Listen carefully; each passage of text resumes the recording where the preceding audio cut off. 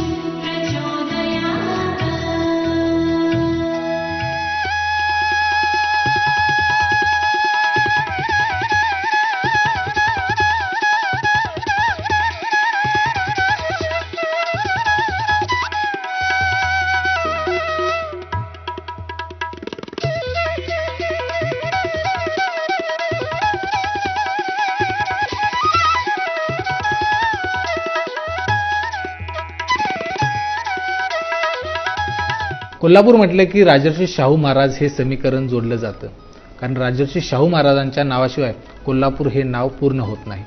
आणि म्हणूनच या राजर्षी शाहू महाराजांच्या जनक घराण्यामध्ये आपण आता आलेलो आहोत आणि जनक घराण्याची दिवाळी नेमकी कशी असते हे आज आपण पाहणार आहोत। समरजित सिंग घाटगे आपल्या सोबत आहेत आणि संपूर्ण कुटुंबीय आहेत, ते या ठिकाणी आपल्या सोबत आज आहेत। खरं तर लक्ष्मीपूजनाचा दिवस आहे आणि राजघराण्याचं लक्ष्मीपूजन नेमकं कशा पद्धतीनं असतं, घाटगे घराण्याचं लक्ष्मीपूजन कशा पद्धतीनं असतं हे आम्हाला जाणून घ्यायला आवडेल, एबीपी माझाच्या प्रेक्षकांना आवडेल। पहिल्यांदा एबीपी माझामध्ये आपल्या सगळ्यांचं स्वागत। वहिनीसाहेब, पहिल्यांदा आपल्याला प्रश्न आहे, कारण आपण सगळी पूजा आता आम्ही बघितली कशा पद्धतीनं आपण ती पूर्ण बांधलेली आहे, सजवलेली आहे। काय नेमकी या संपूर्ण राजघराण्याची, घाटगे घराण्याची परंपरा आहे लक्ष्मीपूजनाची?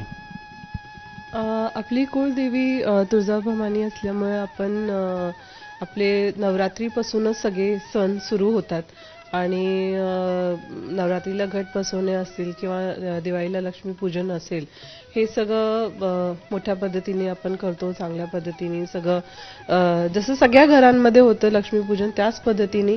पण सगळे जे आपलं लॉकर पूजन असेल किंवा लक्ष्मीची प्रतिमा असेल, पूजन असेल, कळस ठेवणे असेल, कळस बांधणे असेल, ह्या सगळ्या गोष्टी व्यवस्थित मांडणी करून देवानी भरभरून दिलेला आहे आणि अशाच पद्धतीने पुढेही देवीची कृपा अशीच आमच्यावर राहो अशा आशाने आपण लक्ष्मीपूजन करत असतो। आणि उत्साह खूप मोठा असतो, कारण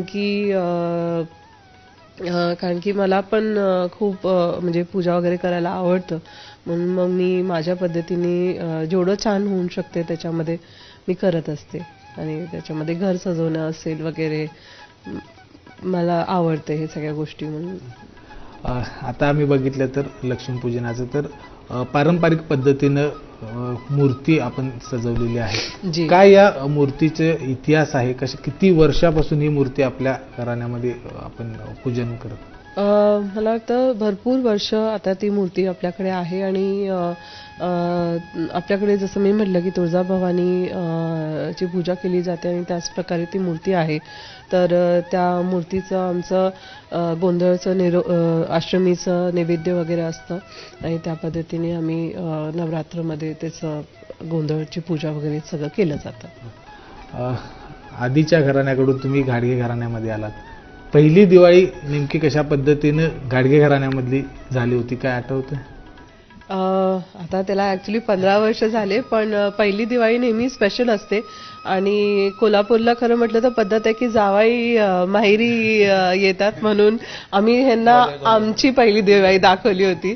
म्हणून इथली पहिली दिवाळी दुसऱ्या वर्षी आमची झाली.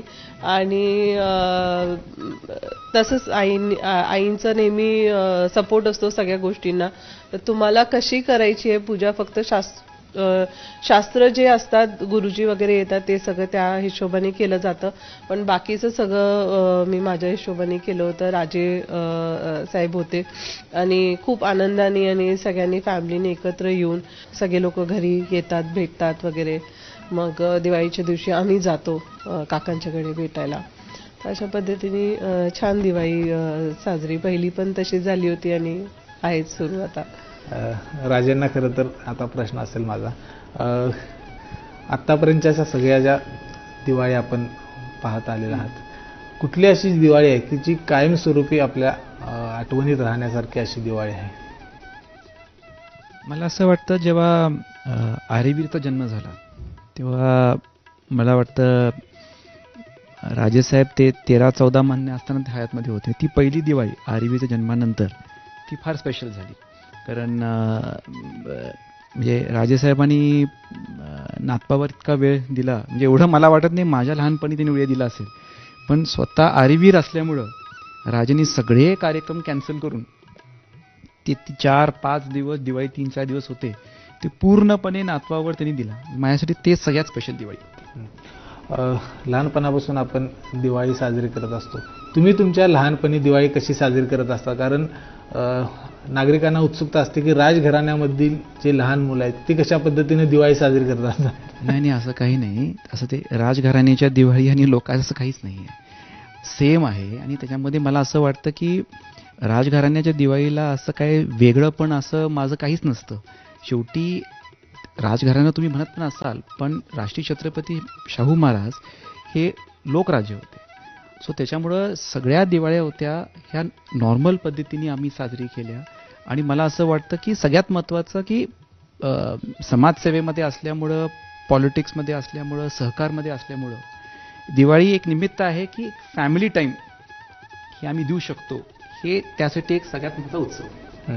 आपण खरं तर CA आहात, त्यामुळे लहानपणापासूनच तुम्ही फक्त अभ्यास करायचा की किल्ले वगैरे बनवायचा किंवा मित्रांच्या मध्ये दिवाळीच्या दरम्यान तुम्ही फिरायला जायचा, काय व्हायचं? जेव्हा CAचा अभ्यास सुरू केला बहुतांशी दिवाळ्या माझ्या अभ्यासात गेल्या. कारण नोव्हेंबरमध्ये, मे आणि नोव्हेंबर हे 2 CAचे डेट्स असायचे आमच्या काळामध्ये. सो दुर्दैवाने जेव्हा मी CA सुरू केलं तर बहुतांशी दिवाळ्या माझ्या अभ्यासात गेल्यात. लहानपणी तुम्ही किल्ले वगैरे बांधले? हो, फार. त्याच्यापेक्षा आमचे चिरंजीव त्यात चांगले माहिती. मला ते कधी नीट बांधता आलंच नाही. ते कधी बांधलेले किल्ले फार काय टिकले नाही माझ्याकडून, पण त्यात हे जरा माहीत आहेत. होय ना. मी त्यांना देखील विचारतो, काय किल्ले बांधलेले आहेत, काय नेमकं झालेलं आहे आणि कुठला किल्ला बांधलेला आहे यावेळी? आम्ही थोडा छोटा बनवला दिस टाइम, बट चांगला झालाय. लास्ट टाइम आमच्याकडे कोण जास्त आले नव्हते किल्ले म्हणजे बनवायला. दिस टाइम मी पूर्ण ग्रुप प्लॅन करून आम्ही चांगला मोठा किल्ला. कुठला किल्ला बनवला यावेळी? नाही, असं काय नाही, नुसतं जे जसा बनतो तसा बनवला आम्ही. आपण लहानपणी, आता राजकीय फटाके फोडत असता, पण लहानपणी तुम्ही फटाके फोडलेले आहेत का? कशा पद्धतीनं फटाके फोडता किंवा अडवणूक झालेली आहे राजेसाहेबांना? ते आवाज आवडायचा नाही, त्याच्यामुळं प्रत्येक वेळी राजेसाहेब म्हणायचे बाहेर जाऊन फटाके उडवा. कारण राजेसाहेबांना ते म्हणजे Rajesaheb was a quiet person. Strict नव्हते, पण त्यांना ते फटाके उडवले की ते सगळा त्रास व्हायचा. तर ते प्रत्येक वेळी म्हणायचे बाहेर जाऊन फटाके उडवा. पण ते एका लेवलच्या पुढे फार आवाज करणारे फटाके राजांना आवडायचे नाही. मग हे आपलं भुसनाळ आणि हे सगळ्या गोष्टी चालायच्या. नाही, राजेसाहेब नको म्हणायचे. आईसाहेबांची काय असायची रिॲक्शन? ते आणि माझ्या राजेसाहेबांमध्ये अडकायचे बिचारे. माझं बाजू घेतली की राजेसाहेब चिडायचे, राजेसाहेबांची बाजू घेतली की मी चिडायचो. वहिनी साहेबांना प्रश्न असेल की दिवाळी म्हटलं की फराळ हा ठरलेला असतो, तर तुम्ही कुठला फराळ करायला आवडतो का आणि कुठला पदार्थ करायला जास्त आवडतो? खरं म्हटलं तर माझ्या घरी ग्वाल्हेरला पण फराळ खूप इलॅबरेट असायचा. म्हणजे तिथले प्रकार, फराळचे बरेचसे प्रकार तिथं वेगळे आहे, इथं बरेचसे प्रकार वेगळे आहे.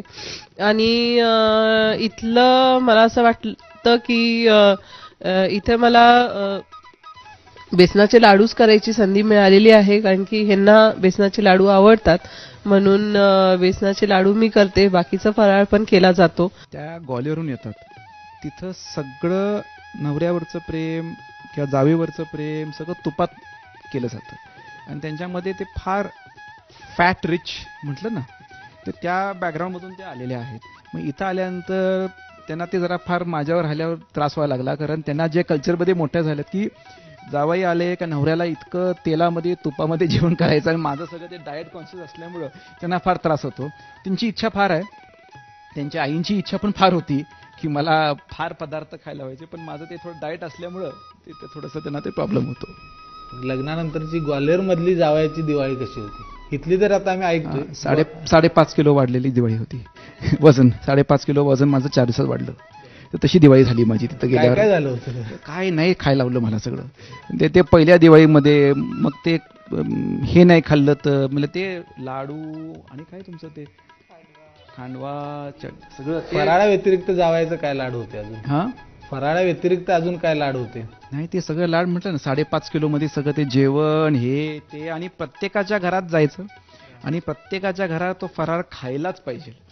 ते 6 दिवस होतो ग्वाल्हेरमध्ये, मी 4 दिवसात परत आलो. म्हटलं नको आता मला आणि काय जेवण जात नाही. खरं तर आपण समाजकारण आणि राजकारणामध्ये पण असता, आणि सणवार म्हटले की राजकारण्यांना, समाजकारण करणाऱ्यांना घरामध्ये वेळ देता येत नाही. तर हे बॅलन्सिंग कसं करताय तुम्ही? घरामध्ये वेळ देताय, काय होतं? आय थिंक त्यासाठी नवोता असतील, आईसाहेब असतील, तो बॅलन्स ठेवला. त्यांना ते मान्य होतं, त्यांना ते माहीत होतं की मला एवढा वेळ देता येणार नाही, आणि त्याच्यामुळं मला वाटतं की त्या नेहमी म्हणायच्या दिवाळीचे 1 दिवस तुम्ही नीट आम्हाला द्या, बाकीचे दिवस तुम्ही सणवार काय करता त्याला तुम्ही द्या. पण त्या नेहमी सांगतात की ह्यांच्यामुळं ते बॅलन्स आम्ही मेंटेन करू शकलो. आणि आता काय लोकांमध्ये राहणं, ते आता त्या पण पॉलिटिकल लाईफमध्ये आहेत, तर त्याच्यामुळे मला असं वाटतं की आम्हाला दोघांना ते आता बॅलन्सिंग करायला मी शिकलोय. दिवाळीत फराळ म्हटलं की चकली आली, करंजी आल्या, तिखट गोड आलेत, या आता आपल्या समोर आहेत.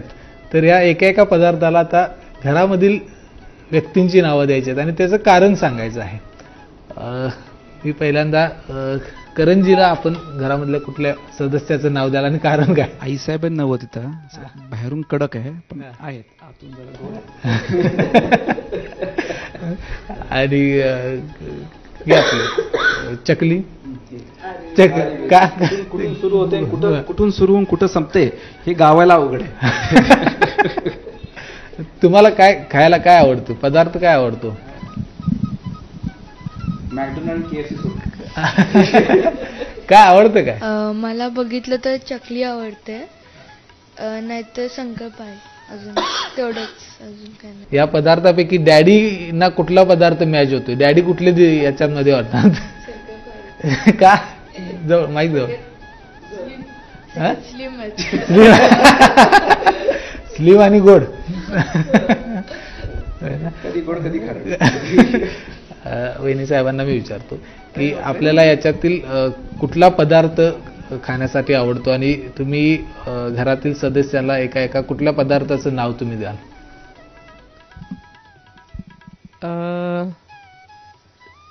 मला वाटतं राजेंनी एकदम बरोबरच ओळखलंय. आईसाहेब म्हटलं तर करंजी म्हणावं लागणार, आणि राघवला आपण शंकरपाळी देऊया, आणि चकली आर्यवीर, आणि राजेंना काय? होय, नको बाकरवडी नाही, स्लिम आहे बट नको. बेसनाचे लाडू सॉफ्ट. आपल्या घरातील सगळ्यात छोट्या सदस्याला याच्यातलं काय आवडतं? कारण आम्ही बघितले आता. खरं म्हटलं तर ऍक्च्युली तो असा आहे की त्याला शक्यतो तो सगळं खातो, पण आता जसं आपण बघितलं त्यांनी करंजी उचलली, करंजी त्याची आवडती आहे, आणि अजून लहान आहे, बघूया आता पुढं काय आवडतंय त्याला. आपण एक संकल्प काय केलेला आहे, एक शेवटचा प्रश्न. आणि आता जरा मी काही गोष्टी संकल्पाच्या माझ्यापर्यंत ठेवायचे शिकलेत, तर ते माझ्यापर्यंतच ठेवतो. योग्य वेळी संकल्प झाल्यानंतर तुम्हाला सांगतो. धन्यवाद.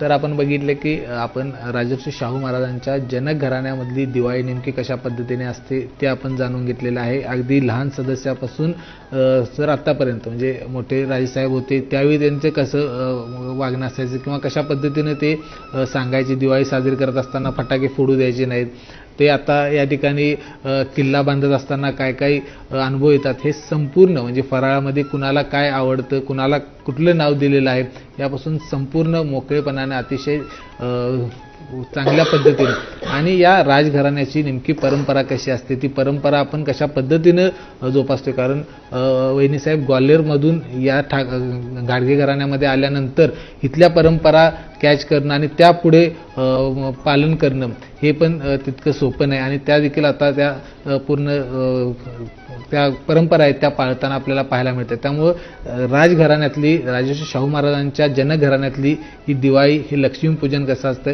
हे आता आपण पाहिलं. कॅमेरामन निलेश शेवाळेसह विजय केसरकर, ABP माझा, कोल्हापूर.